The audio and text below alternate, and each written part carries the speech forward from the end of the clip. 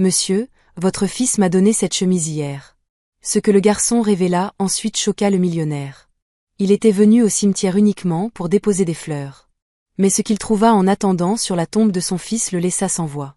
Un petit garçon portant la même chemise dans laquelle son fils avait été enterré. Et quand le garçon murmura « Monsieur, votre fils m'a donné cette chemise hier », le monde du millionnaire s'arrêta. Au début, il pensa qu'il s'agissait d'une cruelle plaisanterie, jusqu'à ce que le garçon dise des choses qu'aucun étranger ne pouvait savoir. Ce moment allait révéler la vérité derrière une simple boîte de vêtements oubliés et donner à un père en deuil une dernière chance de se sentir à nouveau vivant. Avant de commencer, dites-nous dans les commentaires quelle heure il est et d'où vous regardez. Commençons. Le vent cet après-midi-là était lourd, épais avec l'odeur d'herbe coupée et de pluie qui ne venait jamais. Ethan Cole se tenait seul près de la tombe de son fils, les lettres gravées encore nettes malgré 2 ans d'intempéries. Liam Cole, fils bien-aimé, 2015 à 2021. Il fixait la photographie souriante incrustée dans le marbre. La chemise à rayures de Liam, aux couleurs vives de l'arc-en-ciel, se moquait du gris terne qui l'entourait. Ethan passa sa main dans ses cheveux parfaitement coupés, expirant entre ses dents serrées. « Joyeux anniversaire, champion », marmonna-t-il. « Tu aurais 8 ans aujourd'hui. » Sa voix se brisa sur le dernier mot. Il détestait ne pas avoir pleuré depuis plus d'1 an, et il n'allait pas recommencer. Pas ici. Pas là où chaque murmure du vent sonnait, comme sa propre culpabilité. Il s'agenouilla pour arranger les fleurs, le bouquet glissant de sa main. Et c'est alors qu'il entendit des pas derrière lui, petits, rapides. Et il se retourna brusquement, s'attendant à un gardien ou un visiteur. Au lieu de cela, un petit garçon se tenait là, environ 5 ans, cheveux bouclés, peau brune, portant cette même chemise à rayures. Pendant un battement de cœur, l'esprit d'Ethan devint vide. Les mêmes couleurs, le même motif, même la même petite déchirure sous le col. « Quoi ? Qu'est-ce que tu fais ici ?» Son ton sortit plus dur que prévu. Le garçon ne broncha pas.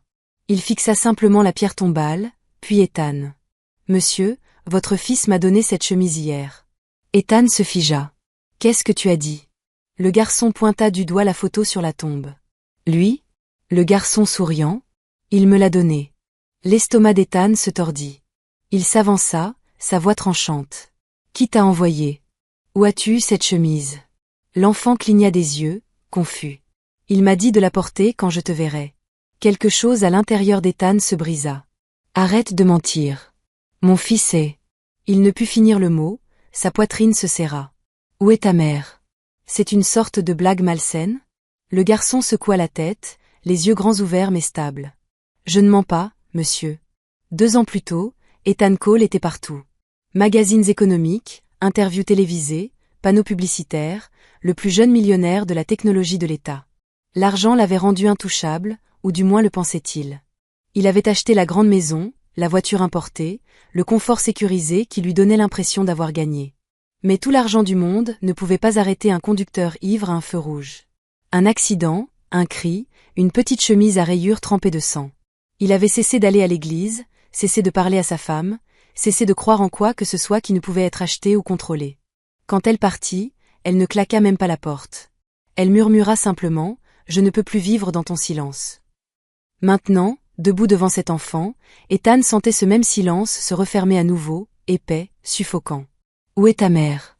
exigea-t-il, agrippant sa cravate pour stabiliser sa main tremblante. Le garçon pointa vaguement vers la clôture. « Là-bas. » Elle pliait des vêtements. Ethan expira brusquement. « Et elle t'a dit de venir me parler ? » « Non, monsieur. »« Qui alors ?» Le garçon souriant. « Arrête de l'appeler comme ça. » La voix d'Ethan monta assez pour faire fuir les oiseaux d'un arbre voisin. « Mon fils est mort. » Le garçon recula, les yeux vitreux mais sans peur. « Il a dit que tu ne parles plus aux gens. Que tu es triste tout le temps. Il m'a dit de te dire qu'il va bien. » Les mains d'Ethan tremblèrent. « Comment connais-tu même le nom de mon fils ? » Il me l'a dit, murmura le garçon. « Ça suffit, » aboya Ethan. « Tu mens. Quelqu'un t'a dit tout ça ? Personne ne l'a fait. » Ethan se détourna, passant une main sur son visage. Bon sang.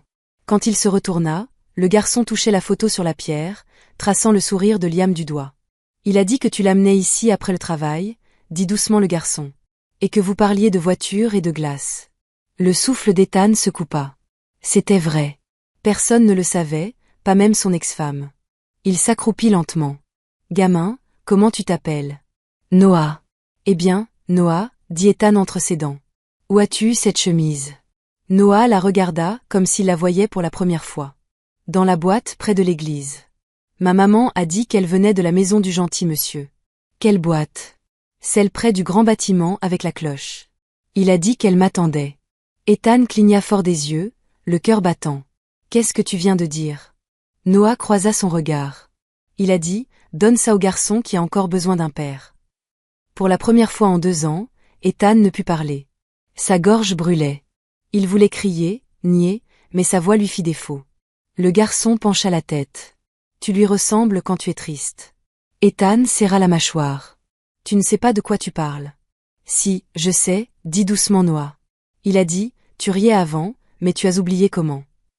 Des pas craquèrent derrière eux. La voix d'une femme appela, Noah. Qu'est-ce que je t'ai dit à propos de t'éloigner?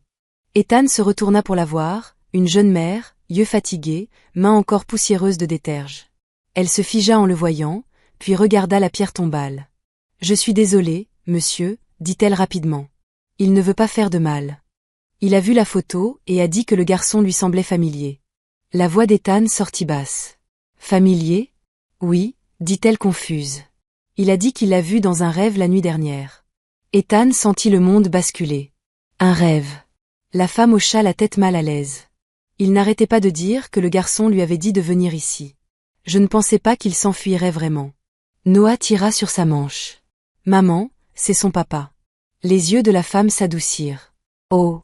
Elle jeta un coup d'œil à la pierre tombale, réalisant. Je suis désolée pour votre perte. Ethan les fixa tous les deux, les mots emmêlés dans sa gorge. Noah le regarda une dernière fois. Il a dit, je peux garder la chemise, monsieur, mais il a aussi dit qu'elle est à vous si vous la voulez. La mâchoire d'Ethan se serra, les yeux brûlants. Il secoua lentement la tête. Garde-la, gamin. Le garçon sourit faiblement. Le même petit sourire de travers que Liam donnait quand il avait fait quelque chose de courageux. Et alors qu'il se retournait pour partir, Ethan murmura pour lui-même, à peine audible. D'où venait cette boîte? Ethan resta figé longtemps après que le garçon et sa mère furent partis. Le vent tirait sur sa veste de costume, mais il ne le sentait pas. Son regard était fixé sur cette chemise à rayures, celle qui disparaissait dans l'allée, lumineuse contre le gris du cimetière. Quand son chauffeur s'approcha finalement, Ethan marmonna, renseigne-toi sur cette église. Celle près de la laverie, près de la rivière. Oui, monsieur. Il n'expliqua pas pourquoi. Il ne pouvait pas. Sa poitrine lui faisait mal d'une manière qu'il n'avait pas ressentie depuis le jour où ils avaient enterré Liam. Le lendemain matin, il conduisit lui-même là-bas. Pas de chauffeur, pas de bouclier. La vieille église de pierre s'appuyait contre les nuages, comme si elle était fatiguée de tenir debout. Dehors, quelques bénévoles triaient des vêtements donnés dans des cartons. Excusez-moi, appela Ethan, sa voix rauque. D'où viennent ces vêtements? Une femme se retourna. Principalement de dépôts communautaires, monsieur. Des familles qui vident leurs rangements ou, elle s'arrêta, le reconnaissant. Oh, monsieur Cole, la boîte que nous avons reçue la semaine dernière venait de votre ancien domaine. Je pense que quelqu'un de votre personnel l'a donnée il y a des mois. La gorge d'Ethan se serra. Les affaires de mon fils. Elle hésita, lisant son visage. Je crois que oui. Des vêtements d'enfant, quelques jouets. De beaux articles, vraiment. Il se détourna, avalant difficilement. Les pièces commençaient à s'assembler. L'église, la boîte, la chemise. Pourtant, quelque chose ne le laissait pas respirer facilement. Ce garçon, sa façon de parler, les détails que personne n'aurait pu connaître. Le rire, le garçon souriant, la promesse de dire à son père qu'il allait bien. Ethan marcha vers l'arrière de la cour de l'église où les boîtes étaient gardées. L'odeur de poussière et de vieux tissus remplissait l'air. Une petite caisse en bois était à moitié ouverte. Quelques jouets restaient à l'intérieur. Une voiture miniature, une fusée en papier, une photo. Il prit la photo. Liam, tenant cette même petite voiture, sourire large et pur. Au dos, écrit au marqueur délavé, il y avait des mots qu'Ethan avait griffonnés des années auparavant. N'arrête jamais de sourire, gamin. Même quand je suis trop occupé pour le faire. Il serra la photo jusqu'à ce que ses jointures blanchissent. Sa voix se brisa à voix haute. Mon Dieu, je suis désolé. Plus tard dans l'après-midi, il trouva la femme et son fils à la laverie, pliant des vêtements sous les machines bourdonnantes. L'odeur de déterge, d'air chaud et de petite vie remplissait la pièce étroite. La mère se retourna rapidement. Monsieur Cole? Il hocha la tête maladroitement. Je voulais vous remercier pour hier. Elle fronça les sourcils, ne sachant pas comment répondre. Vous n'avez pas besoin de nous remercier, monsieur. Mon garçon dit parfois des choses étranges. Il ne voulait pas vous contrarier. La voix d'Ethan s'adoucit. Il ne m'a pas contrarié. Il m'a rappelé. Noah sortit de derrière le comptoir tenant un camion jouet. Bonjour, monsieur. Ethan s'agenouilla. Salut, mon pote. Le garçon sourit timidement. Avez-vous trouvé la boîte? Ethan hésita, puis hocha la tête. Oui, elle était à moi. Ou à mon fils. Noah toucha doucement la chemise à rayures. Il a dit que tu viendrais. Ethan expira, la voix tremblante. Il a dit ça, hein? Le garçon hocha la tête. Il a dit que tu serais triste, mais que tu saurais maintenant. Ethan regarda la mère, des larmes se rassemblant dans ses yeux. Comment sait-il ces choses? Elle secoua la tête impuissante. Je ne sais pas, monsieur. Il est juste comme ça parfois. Il rêve. Et quand il se réveille, c'est réel pour lui. Ethan avala difficilement. Peut-être que c'est réel. À sa façon. Il demanda s'ils avaient un endroit où vivre. Grace admit qu'il séjournait dans un refuge d'une pièce, jusqu'à ce qu'elle trouve un travail stable. Sans réfléchir, Ethan dit, je vais vous aider. Je ne pourrais pas accepter, commença-t-elle. Ce n'est pas de la charité, interrompit-il. C'est ce que mon fils aurait fait s'il avait grandi correctement. Elle se tut, l'émotion montant dans sa gorge. Merci, monsieur Cole. Ethan se tourna vers Noah. Tu es déjà allé au parc près du lac?